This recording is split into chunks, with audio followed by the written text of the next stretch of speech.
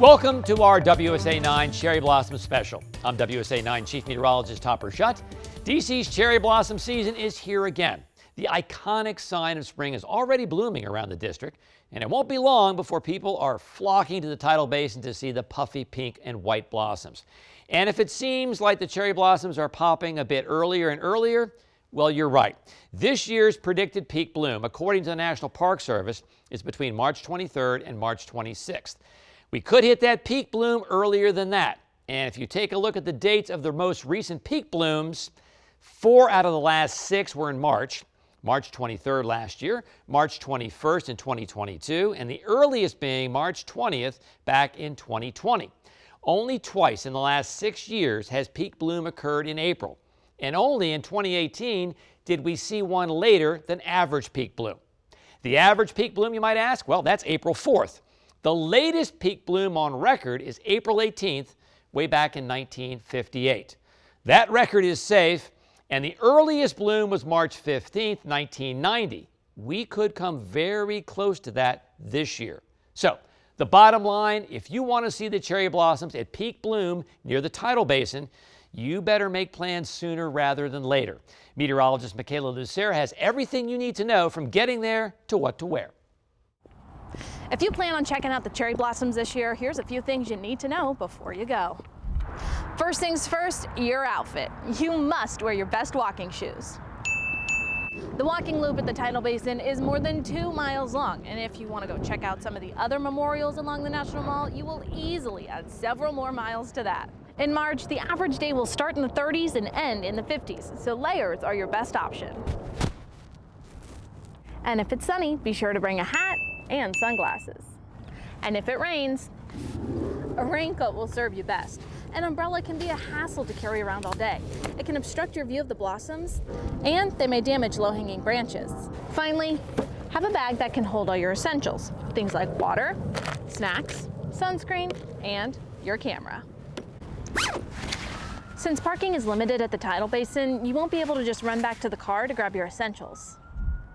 Now that you're dressed, let's go over some cherry blossom etiquette. Some of the trees are more than a century old, which makes them very delicate. It's actually against the law to touch any of the cherry trees. This includes, but isn't limited to, sitting in or on the trees, touching the tree trunks, pulling on branches to get the blossoms closer to you for a photo, and pulling branches or petals off the tree to take home with you. Please do your part to keep the cherry blossoms healthy. And finally, transportation. The parking around the Tidal Basin is extremely limited. There's a good chance you'll spend more time looking for parking than you will enjoying the trees. There are parking garages that you can pay to use, but they can be pretty expensive. Other transportation options are taking the metro, a rideshare, or a taxi, renting a bike or scooter, or kicking it old school and walking. Your outfit's picked out, you're up to date on etiquette, and you figured out your transportation, which means you are ready to enjoy the cherry blossoms. From the Tidal Basin, I'm meteorologist Michaela Lucero, WUSA9. Weather, as you might expect, plays a big role in the blooming process. Warmer temperatures can help the cherry blossoms bloom faster, while cold weather can slow them down. The National Park Service tracks 6 stages of the blooming cycle. The first, green bud, and that's when you can just barely see some color breaking through the tightly packed buds. The second, florets visible, when you start to see a bit more green popping through. Next is the extension of the florets. And fourth is everyone's favorite to say, peduncle elongation. That's when those buds really start to extend and you start to see some pink on the tips. The 5th stage is puffy white, and the final stage is peak bloom. Now that's when 70% of the Yoshino cherry trees around the Tidal Basin have bloomed. Here's meteorologist Caitlin McGrath to explain how the National Park Service makes its peak bloom prediction. Predicting when the cherry trees will hit peak bloom is in many ways like forecasting the weather. There's a lot that goes into an accurate forecast and a lot that can impact the outcome. But unlike the National Park Service, we don't have a tree helping us out. There is one particular Yoshino tree that tends to run about 2 weeks or 10 days in advance of the rest of the trees around the Tidal Basin. It's called the indicator tree, and for good reason. It does give us a reliable indicator every year of where the rest of the trees are likely to fall in the bloom cycle. But it takes a lot more than a tree to predict peak bloom. we're looking at the historic record. What's happened in the last several years, 10 years going back. But we're also, of course, looking at the near and long range forecast. If we're expecting a warming trend over the next month, that's probably going to influence us to call a little bit earlier. If we're expecting average or even colder temperatures, that's obviously going to push it back a little farther. And warming global temperatures have been undeniably pushing peak bloom earlier and earlier. Over the last 10 years or so, probably even a little bit longer, we are seeing the trend almost every year with peak bloom coming earlier than that average date of April 3rd or April 4th. But the bloom time of these iconic cherry trees is only one impact of climate change. Sea level rise combined with sinking seawalls around the tidal basin has led to flooding twice a day, every day. 10 years ago, that was an incident that happened a couple times a month in some places or irregularly. We're at low tide right now, but you can see the effects of all that. And that inundation of water wreaks havoc on tree roots. And as we look down this line here, you notice there is a huge gap between here and about 100 yards away where there are no cherry trees. They've all either had to be cut down or have died because of all the water that's coming over the seawalls. Construction is set to start this summer to rebuild the seawalls that have sunk 3 to 4 feet over the years. When that work is done, we can replant the trees and they'll have a much better chance of survival. A new walkway will also be constructed for visitors to enjoy. Exciting project. It's going to take a couple of years, but looking forward to the positive impact on the tidal basin and the trees when it's done. This chart shows us the peak bloom dates for the past 20 years, and it shows us that there have only been 5 years out of the last 20 where peak bloom was later than the average peak bloom date of April 4th. The rest all earlier than average. And we have to go back to 2018 for the last time peak bloom was later than average, and even then it was just by 1 day on April 5th. Now, let's talk about how long the peak bloom can last. The National Park Service says Yoshino cherries can last for several days when they're in peak bloom. Now, calm weather can help extend the bloom. Remember, wind and rain, well, they're just the enemy, okay? And also, something to remember, do not pick the blossoms or climb the trees because that could severely damage them. And actually, the National Park Service could write you a ticket. The National Cherry Blossom Festival grows larger and attracts more tourists to D.C. every year. What was once a small ceremony has become a month-long event. According to its president, the Cherry Blossom Festival attracts 1.5 million people to D.C., bringing in about $150 million every year. Meteorologist Michaela Lucero shows us how the city is getting ready. Every year, thousands of people flock to the tidal basin to enjoy the Cherry Blossom Festival.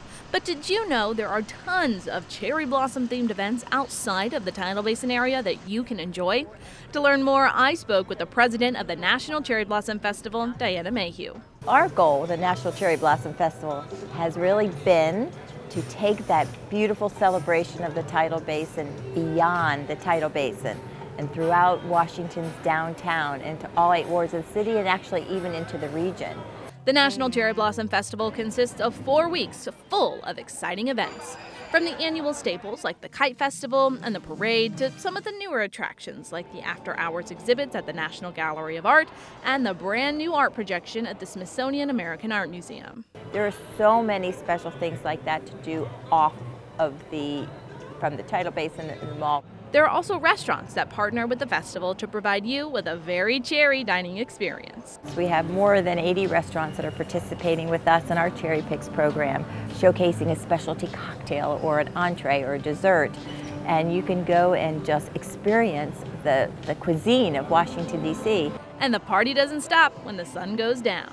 We do have a Cherry Night celebration where we're really focusing on the nightlife of Washington, D.C. with Metro Bar and Dirty Habit and Wonder Garden. D.C. is also known for some of its luxury hotels, like the Waldorf Astoria, which invites everyone, hotel guest or not, to come enjoy their cherry blossom experience. From a cherry blossom afternoon tea, from experience at just the lobby, or to have an experience at Bazaar by Jose Andres, or lunch, dinner. It's a space that is open for everybody. The National Cherry Blossom Festival helps bring in thousands of tourists every year from all over the world, boosting the local economy. The National Cherry Blossom Festival is an economic engine for Washington, D.C. in springtime. And we draw more than 1.5 million people each year. and showcasing some of the best that DC has to offer. I'm meteorologist Michaela Lucero, WUSA9. This year's National Cherry Blossom Festival runs from March 20th all the way to April 14th. And there's plenty to do over those 3+ weeks. The Cherry Blossom Festival kicks off with the official opening ceremony on Saturday, March 23rd. And the always popular Cherry Blossom Kite Festival takes place Saturday, March 30th on the grounds of the Washington Monument. Other signature events include Petapalooza, featuring live music, activities, and fireworks at the Capitol's riverfront. That happens Saturday, April 6th. And the annual National Cherry Blossom Parade marches down Constitution Avenue on Saturday, April 13th. There will be floats, balloons, and marching bands, performances by the Sugar Hill Gang and others, and appearances by special guests Mickey and Minnie Mouse. There are about 3,700 cherry trees on the National Mall. The pink and white Yoshino cherry blossoms are just one of a dozen types, and they all don't bloom at the same time. And you can find many of the varieties away from the tidal basin. Meteorologist Michaela Lucero explains the differences.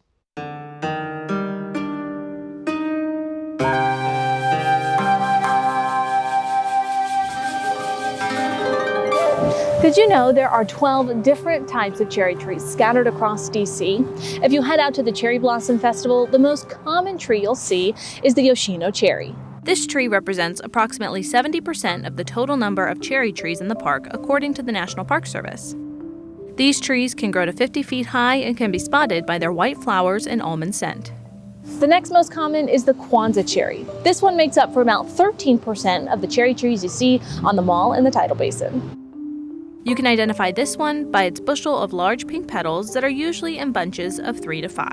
Certain cherry trees have become increasingly rare to see here on the National Mall. Take Simensis cherry, Akebono cherry, autumn flowering cherry, weeping cherry, and the Usuzumi cherry all represent 5% or less of the trees in the park. The most uncommon trees make up less than 1% each of the cherry blossoms you see here on the mall. Sargent cherry, Shiro Fugen cherry, Okame cherry, and the Fugenzo cherry. And then there's the blossoms on your block. You can find Yoshino, Kwanzaa, Okame, and others blooming across the district. If you want to figure out the exact kind of cherry tree that's on your street, we have a guide on our website. You can see all the different types of cherry trees in the park and across DC at WUSA9.com. Okay, for folks who don't want to venture into downtown DC, there are several other places to view cherry blossoms away from the National Mall. The National Arboretum in Northeast DC is a home to a wide variety of cherry blossoms. Several different types of cherry blossoms are located inside Congressional Cemetery. Bethesda's Kenwood neighborhood is a great place to view the blossoms without the big crowds.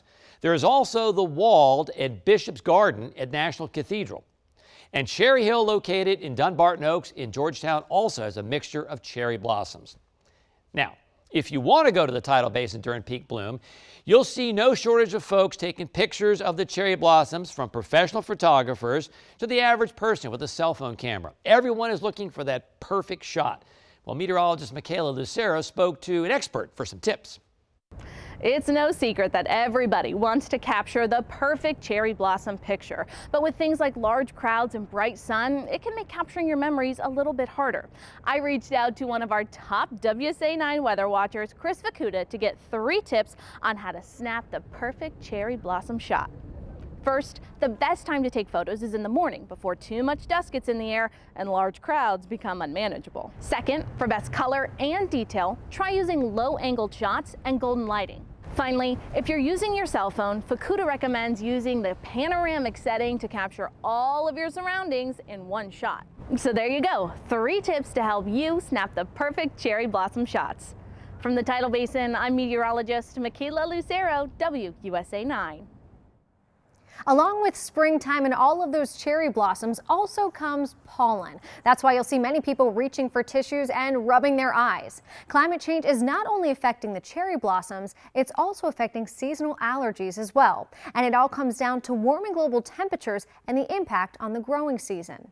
Longer periods of freeze-free days means that trees and plants have more time to flower and release that agitating pollen. A recent study revealed that the pollen season in North America became longer by an average of 20 20 days and more intense, with a 21% increase in pollen concentrations from 1990 to 2018. And people are definitely feeling the effects. I never had them when I was younger, and then like 2 years ago I started getting like watery eyes and like a little stuffy nose situation. Nothing crazy, so yeah. I feel like last year specifically was the first year I was like, this feels a lot worse. A lot of drippy nose, all that fun stuff. It was awful. Symptoms for people with seasonal allergies aren't only getting worse, they're starting earlier. One of the trends that I'm seeing is patients saying that their allergy symptoms are starting earlier and earlier. And I hear this every year. Nilu Tumala is an ear, nose, and throat physician at George Washington University's School of Medicine and the co-director of the Climate Health Institute, and says increased carbon dioxide in the atmosphere is thought to be one of the main contributing factors to higher pollen levels. When you have increased CO2 and have higher levels of pollen, of course you're going to have worsening pollen allergy symptoms because there's more pollen to deal with. Studies have also shown that the pollen itself is more allergenic, meaning that it produces more symptoms. And so pollen now tends to produce more symptoms of, again, sneezing, nasal congestion, itchy, watery eyes, postnasal drainage than pollen previously. If you're prone to seasonal allergies, you may want to start taking steps now to alleviate symptoms. Oral allergy medications and eye drops should be used on days when symptoms are bothersome, but effective nasal sprays need more lead-up time. We usually like to start these sprays in patients about 2 weeks before the onset of pollen allergy seasons. So now that tree pollen levels are already high, if you have not started, and these are medications that you normally take to manage your pollen allergy symptoms, I do recommend going ahead and starting them or touching base with your healthcare provider to make sure that they're the right thing to move forward with. Scientists are also seeing pollen appearing in new geographic regions. That's related to changes in temperature and precipitation patterns. When you have trees able to grow in new regions, then you're introducing new pollen to that region, and people who are otherwise not sensitized to pollen may now become sensitized and develop allergy symptoms. There are simple actions you can take this time of the year to mitigate the impacts of pollen. First and foremost, check the pollen count. You can always find the latest pollen measurements on our WUSA9 app or website. On days when pollen is high, it might just be best to stay inside, especially if it's windy and the pollen will be blowing around. The best time to get outside and avoid allergens is after a good rain. Keep your windows closed when you're driving and at home. Avoid mowing the lawn, pulling weeds, and other outdoor activities that can stir up pollen, and remove clothes that you've worn outside and shower to rinse that pollen from your skin and hair. And don't forget about your pets. Give them a bath to keep them clean as well. I'm meteorologist Caitlin McGrath, WUSA9. The National Cherry Blossom Festival is not just about cherry blossoms. It's a celebration of the friendship between the people of the United States and Japan. And its origin, more than a century ago, reads like a fairy tale. Meteorologist Michaela Lucera takes us back in time. Let me tell you a story about Bella the Blossom. Bella is a tiny cherry blossom in Tokyo, Japan. In 1909, she's scooped up, and little does she know, she's in for the biggest adventure of her life. Bella and 2,000 of her closest cherry blossom buds are headed to Washington, D.C. The mayor of Tokyo, Yukio Ozaki, generously donated 2,000 cherry blossoms to the United States to symbolize friendship. The First Lady, Helen H. Taft, gladly accepted the blossoms and intended to plant them near the Potomac. But here, our story takes a sad turn. When Bella and her bud friends arrived in D.C., many of them had gotten sick along the way and would have to be destroyed. President William Howard Taft gave the order to burn the diseased trees and wrote to Japanese officials telling them the devastating news. Thankfully, a few of the original buds could be saved, and that included Bella. Saddened by the loss of her friends, Bella needed some good news, and that's just what she got. Japanese officials sent over 3,020 new cherry blossoms, thousands of new buddies for Bella. On March 26, 1912, the new trees arrived, and they were planted the very next day. First Lady Taft and Viscountess Chinda, wife of the Japanese ambassador, planted the first 2 cherry blossoms along the Tidal Basin in the first ever Cherry Blossom Festival. Those trees still stand today. Over the next 8 years, trees would be planted along the Tidal Basin and in East Potomac Park. And that's exactly where Bella would find her forever home. If you head out to see the cherry blossoms, here are a few historical markers to look out for, each representing a rededication of friendship between the U.S. and Japan. This Japanese stone lantern, located in West Potomac Park, is more than 3 centuries old and is lit to mark the start of the festival. This lantern has a twin in Ueno Park in Tokyo, Japan. You can also look for the Japanese pagoda located on the southwest bank of the Tidal Basin. This was a gift given by the mayor of Yokohama back in 1957. Over the years, thousands of new trees have been planted, and some of the originals were even sent back to Japan to help restore their forests. If you'd like more information on this year's Cherry Blossom Festival, head over to WUSA9.com for the details. On the National Mall and Tidal Basin, I'm meteorologist Michaela Lucero, WUSA9. Walking isn't the only way to enjoy the cherry blossoms in D.C. If you're looking to set sail, well, there's a cherry blossom cruise right down the Potomac River. The 45-minute boat ride includes a D.C. history lesson and provides scenic views of the cherry blossoms and Washington's most famous landmarks. And if you don't want to fight the crowds, you can check out the cherry blossoms from the comfort of your own home. The Trust for the National Mall has partnered with EarthCam to stream live video of the Tidal Basin from the roof of the Salamander Hotel in Southwest D.C. We also have that link on our website, WUSA9.com. Just scan the QR code on your screen and get our complete Cherry Blossoms guide. It has everything you need to know to make your plans to celebrate the cherry blossom season. Thanks for joining us at WUSA9 Cherry. Daggone it. You can pick that up, right? Yeah. On camera, 3, 2, 1. Thanks for joining us for our WUSA9 Cherry Blossom Special. I still screwed that up. 3, 2, 1. Thanks for joining us for our WUSA9 Cherry Blossom Special. I'm Chief Meteorologist Topper Shutt. I hope you get a chance to enjoy what our beautiful city has to offer this spring.